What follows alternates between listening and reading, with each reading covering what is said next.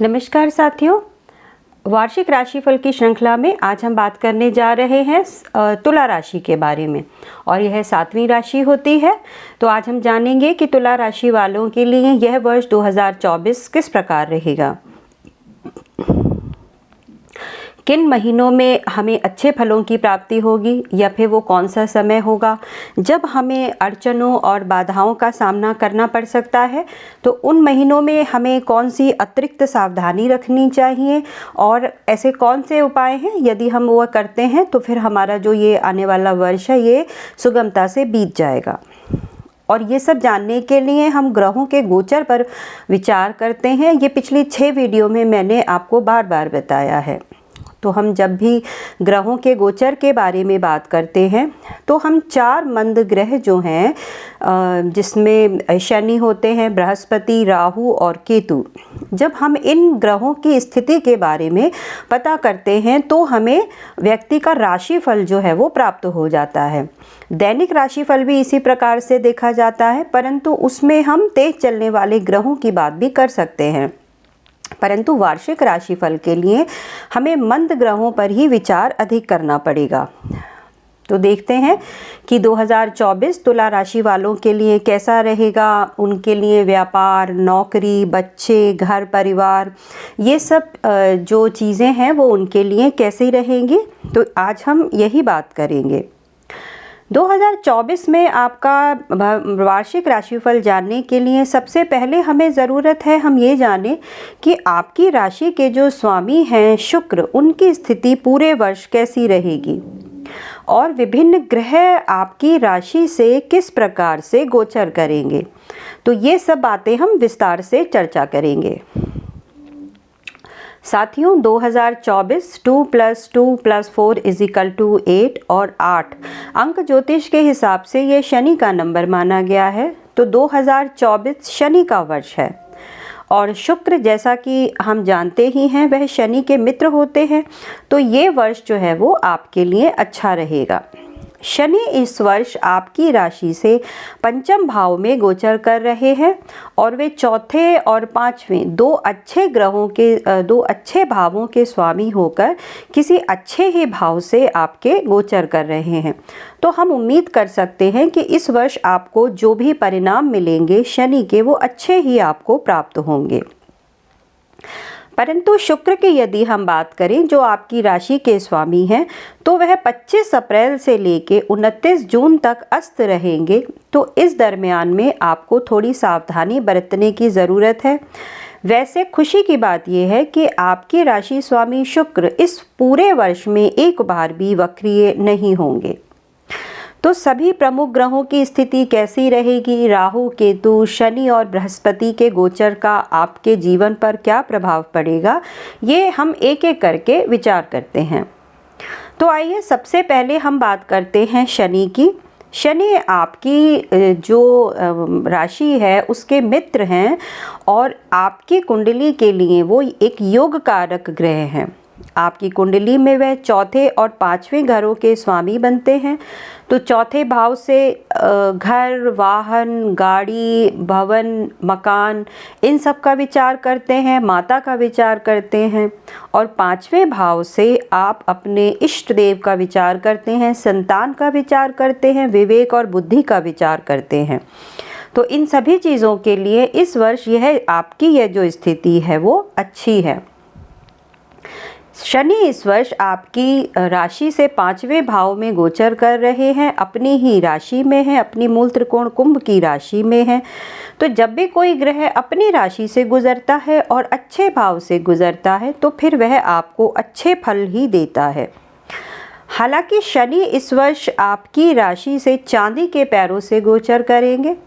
शनि सभी 12 राशियों पर 4 पैरों से गोचर करते हैं, सोना, चांदी, तांबा और लोहा, जिसमें चांदी के पैरों को न बहुत बुरा न बहुत अच्छा माना जाता है, मध्यम दर्जे का ही आपको परिणाम देते रहेंगे।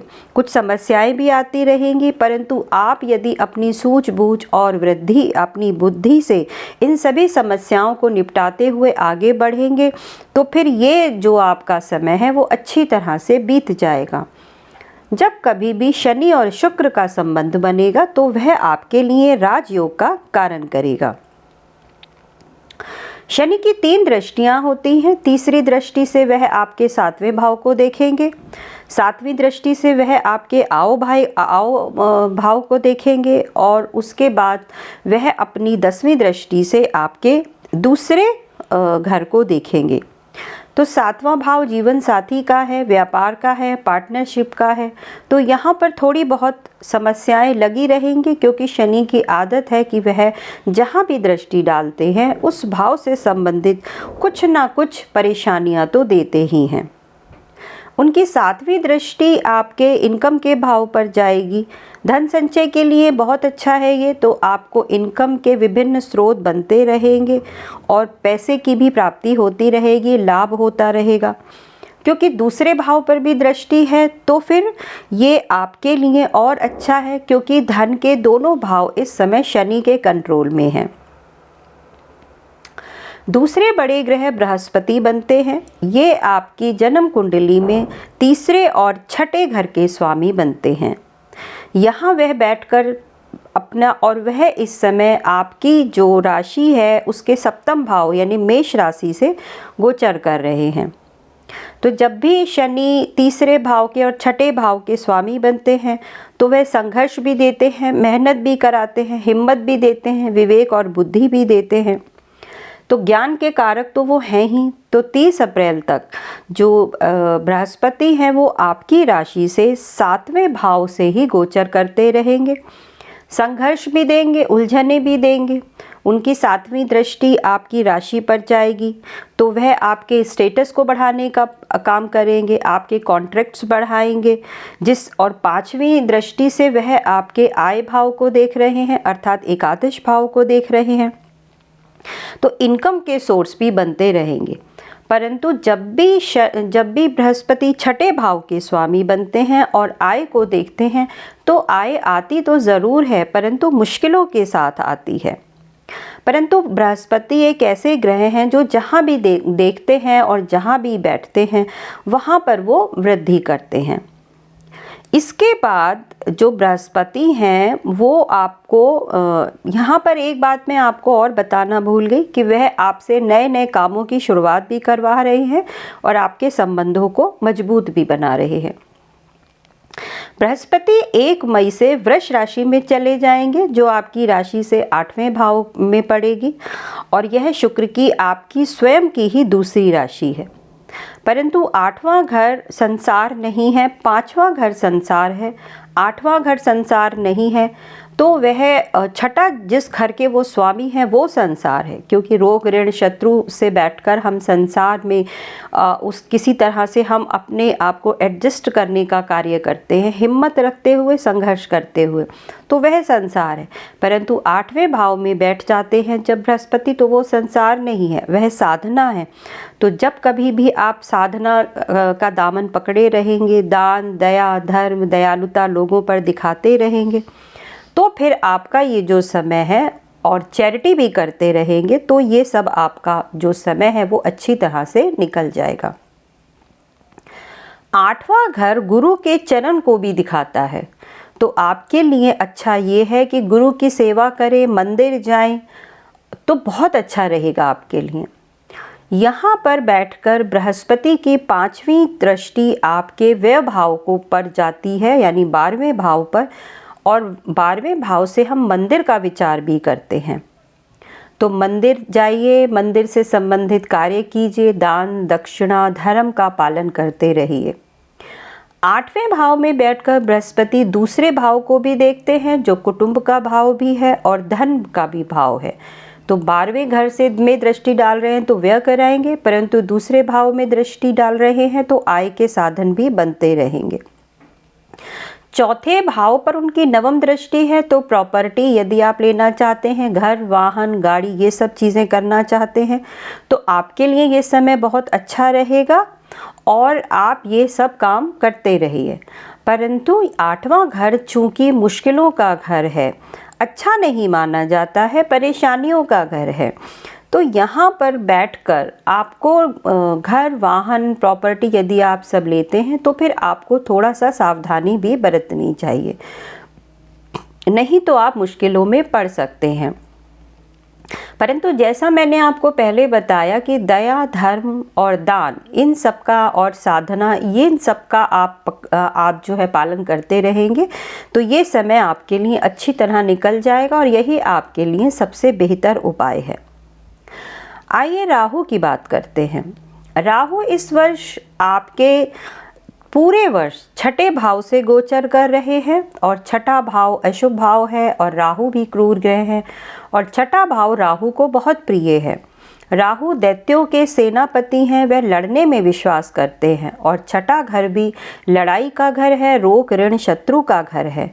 इन तीनों ही चीज़ों से हमें अपने पूरे जीवन भर लड़ना ही पड़ता है और राहु इन सब चीज़ों पर हमें विजय दिलाते हैं। तो रोग तो होंगे, ऋण भी होंगे, शत्रु भी होंगे, परंतु राहु के कारण वह टिक नहीं पाएंगे और ये समय भी आपका धीरे धीरे करके निकल जाएगा। यहाँ से राहु की पंचम दृष्टि आपके दशम भाव पर जा रही है, तो कार्य के विभिन्न साधन और रास्ते खुलते रहेंगे। 12वें घर पर जा रही है तो खर्चा भी देंगे। दशम भाव पर दृष्टि के कारण कम कर्म होगा और कर्म से इनकम भी आएगी और ये जो इनकम आएगी ये कॉन्ट्रैक्ट्स के थ्रू आएगी। तो यदि आप कमीशन का काम करते हैं, शेयर मार्केट में काम करते हैं, ब्रोकेज का काम करते हैं तो आपके लिए बहुत अच्छा है। राहु की दृष्टि यहाँ से दूसरे भाव पर भी पड़ रही है तो पैसे का खर्चा भी कराते हुए ये दिख रहे हैं।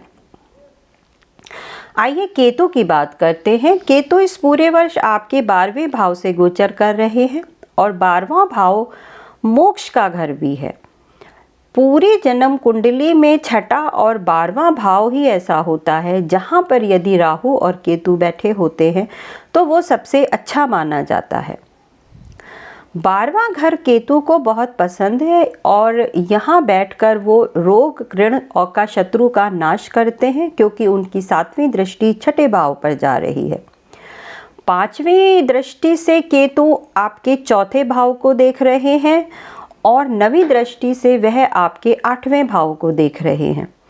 तो इस तरह चारों जो तीनों मोक्ष के घर हैं, 4, 8 और 12, इन तीनों जगहों पर केतु की दृष्टि पड़ रही है।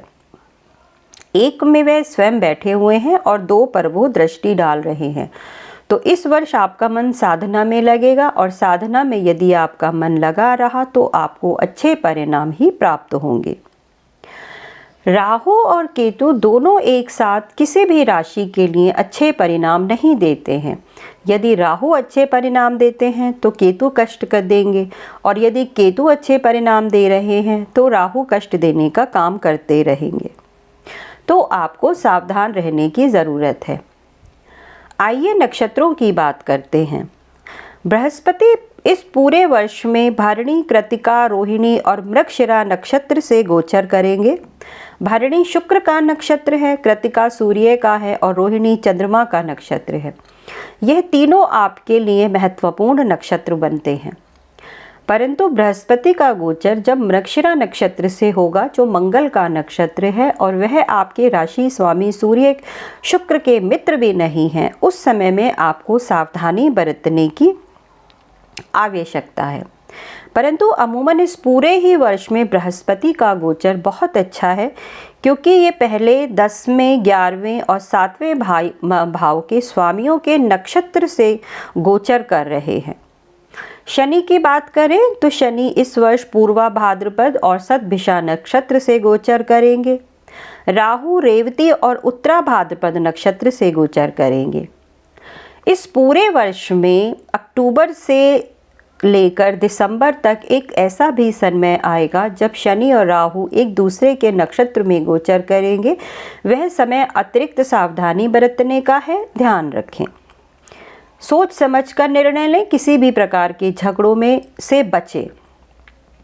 केतु हस्त और उत्तरा फाल्गुनी नक्षत्र से गोचर करेंगे तो केतु का नक्षत्र भी अच्छा है। कौन सा समय और कौन से महीने आपके लिए अच्छे होंगे, आइए जानते हैं। शुक्र इस वर्ष 31 मार्च से 25 अप्रैल तक अपनी उच्च की राशि में जाएंगे। हालांकि ये छठा गोचर है, परंतु राशि स्वामी जब उच्च की राशि में जाएगा तो आपको सूझबूझ और वृद्धि देंगे। आप अपनी मैग्नेटिक पर्सनालिटी का सहारा लेकर आप उन समस्याओं से, शत्रु, रोग और ऋण से बाहर आ सकते हैं। इस समय में नए कनेक्शन भी जुड़ेंगे, कुछ नए परिवर्तन भी होंगे। शुक्र अपनी तुला राशि में 18 सितंबर से 13 अक्टूबर तक जाएंगे। आपके प्रभाव क्षेत्र में वृद्धि करेंगे। 7 मार्च से 31 मार्च तक शुक्र कुंभ राशि में होंगे, शनि के साथ होंगे, 5वें भाव में होंगे, तो ये अच्छे राजयोग का समय होगा। 31 जुलाई से 25 अगस्त तक सिंह राशि में होंगे, वहाँ पर भी शनि की उन पर दृष्टि रहेगी, तो वो भी अच्छा है। हमें क्या सावधानियां बरतनी चाहिए? राशि के स्वामी जब अस्त होते हैं तब उस समय हमें विशेष सावधानी रखने की ज़रूरत है। तो शुक्र 29 अप्रैल से लेके 29 जून तक अस्त रहेंगे और इस समय बृहस्पति भी राशि परिवर्तन करेंगे और वह शुक्र की राशि में वृषभ में 1 मई को जाएंगे। तो ये समय आपके लिए परिवर्तन का समय है। इस समय आप विशेष ध्यान रखिए। एक समय ऐसा भी आएगा जब बृहस्पति और शनि वक्रीय भी होंगे। तो वक्री ग्रह जब होते हैं तो वह आपको राजपाट भी देते हैं, पद प्रतिष्ठा, मान भी देते हैं, परंतु आपके मन को भटकाकर, आपसे गलत निर्णय कराकर आपके जीवन को मुश्किलों से भर देते हैं। तो ये वो समय होगा जब ग्रह वक्रीय होंगे, उस समय आपको विशेष ध्यान रखना चाहिए। सूर्य और चंद्रमा का ग्रहण भी होगा, आपको विशेष ध्यान रखना चाहिए। सूर्य 8 अप्रैल 2 अक्टूबर को होगा उनका सूर्य ग्रहण, और सूर्य आपकी राशि से 11वें भाव के स्वामी हैं, आय भाव के स्वामी हैं, और मीन और कन्या राशि में यह अप्रैल और अक्टूबर में रहेंगे। तो आपके लिए छठे भाव और 12वां भाव अस्त भी होगा, उस समय आपको सावधान रहने की ज़रूरत है। चंद्र ग्रहण 25 मार्च 18 सितंबर को होगा। ये आपके दशम भाव के स्वामी बनते हैं, कर्म भाव के स्वामी बनते हैं। उस समय भी आपको विशेष ध्यान रखना चाहिए, क्योंकि उस समय भी यह कन्या और मीन राशि में जाकर अस्त हो जाएंगे। आपकी उस समय आपका कार्य और इनकम दोनों प्रभावित हो सकते हैं। क्या उपाय करें?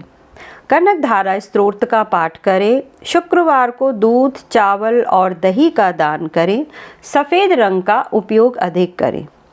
6 मुखी रुद्राक्ष पहने, इससे भी शुक्र मजबूत होते हैं, परंतु किसी की आप सलाह ले लें, उसके बाद ही पहने। अपनी जन्म कुंडली का पूरा विवेचना करवा कर पहने, नहीं तो लाभ की जगह हानि भी हो सकती है। तो साथियों, तुला राशि के लिए जो वार्षिक राशिफल है वो बस यहीं तक, फिर कभी विस्तार से चर्चा करेंगे। इसी के साथ अपनी वीडियो का मैं यहीं पर अंत करती हूँ। यदि आपको मेरा ये वीडियो अच्छा लगा हो तो प्लीज़ लाइक और शेयर, सब्सक्राइब ज़रूर कर दीजिएगा। तो साथियों, आपका आने वाला वर्ष शुभ रहे। इसी के साथ आपका दिन भी शुभ रहे। नमस्कार।